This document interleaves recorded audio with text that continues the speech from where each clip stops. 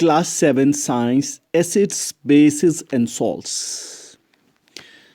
Dear viewers, both acids and bases have a pivotal role to play in our lives.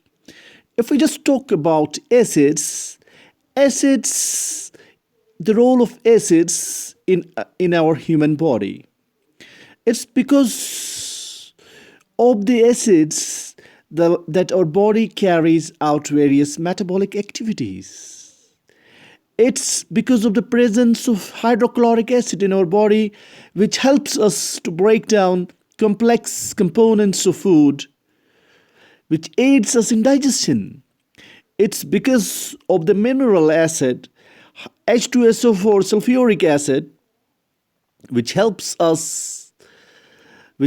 me, I can say, to go to my office had there been not sulfuric acid in my car battery.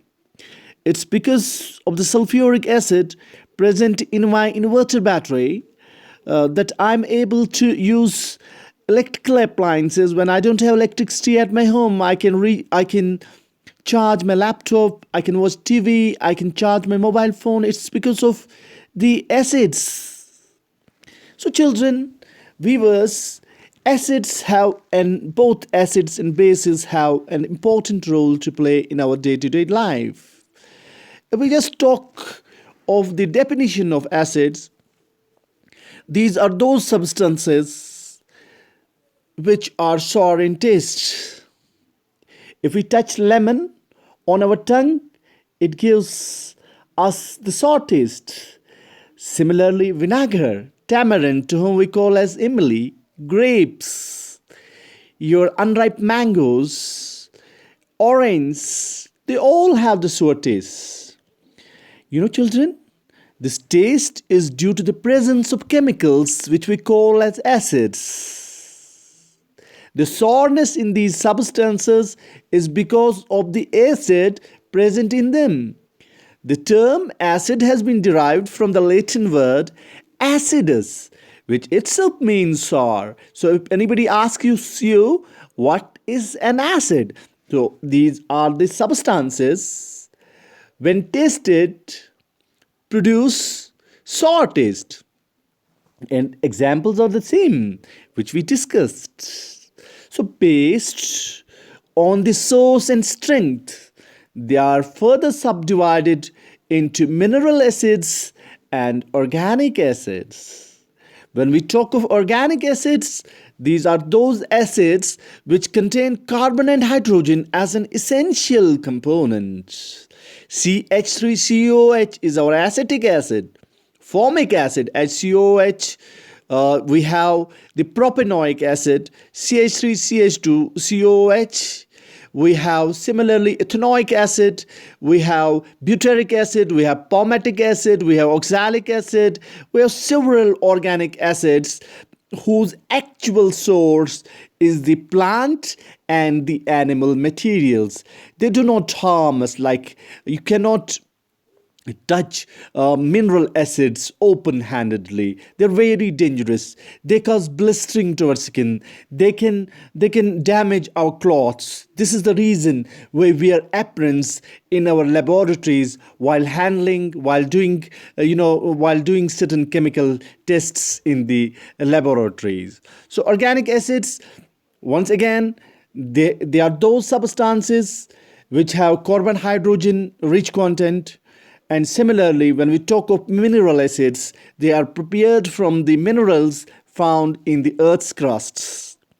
Examples are sulfuric acid, phosphoric acid, we have hydrochloric acid, nitric acid. They are all mineral acids. These acids are commonly used in chemical laboratories. Such acids contain at least one hydrogen atom, but there is no carbon atom present in them. So here below is the list given. Source of some organic acids, lactic acid, sour milk, and you can just read them out. Acetic acid, it's present in vinegar. Citric acid is present in lemon and orange. Tartaric acid is present in grapes, tamarind, unripe mangoes, etc. Oxalic acid, Spanish. Ascorbic acid, amla and stress fruits. Uric acid, urine. So tannic acid, tea, malic acid, the apple, and the carbonic drinks, the Pepsi, Fanta, whatever you drink, those fizzy drinks, they contain carbonic acids. Based on the strength, let's now come to the strength, which are stronger acids and which are weaker acids. Strong acids are highly corrosive in nature. They can lead to severe burns. All strong acids are mineral acids, which contain at least hydrogen in them, but no carbon atom, as we read earlier. Similarly, nitric acid, hydrochloric acid, mineral acids can also act against cloths and wood. Since these acids are highly reactive towards metal, they can be stored in metal containers. Thus, they are always stored in either glass or ceramic containers. When we come to weak acids, these are not harmful like strong acids such as acetic acid, lactic acid, ascorbic acid, tartaric acid. These acids may include organic acids. Our diet includes many of the organic acids, for example, acetic acid, which is used to vinegar in water, malic acid, which is present in apples. Not all mineral acids are strong. So let's go to the bases now. Then we will discuss the properties of acids and bases.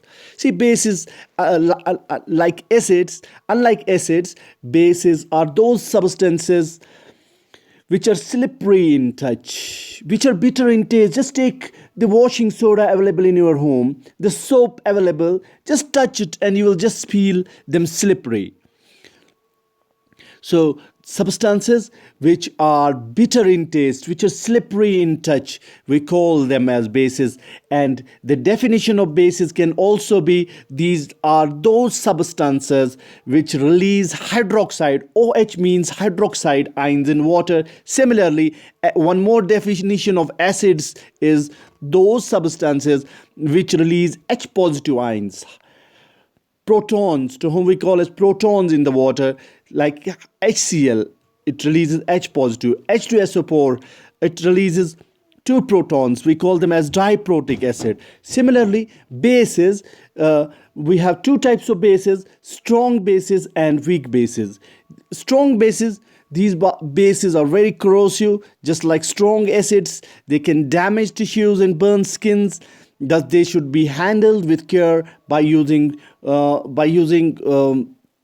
safety gloves. Caustic soda, if you just place in few plates of sodium hydroxide in a beaker containing water, and you will see lot of heat coming out, walls out from that. So same as the caustic potash or potassium hydroxide. Similarly, we have the weak bases such as ammonium hydroxide.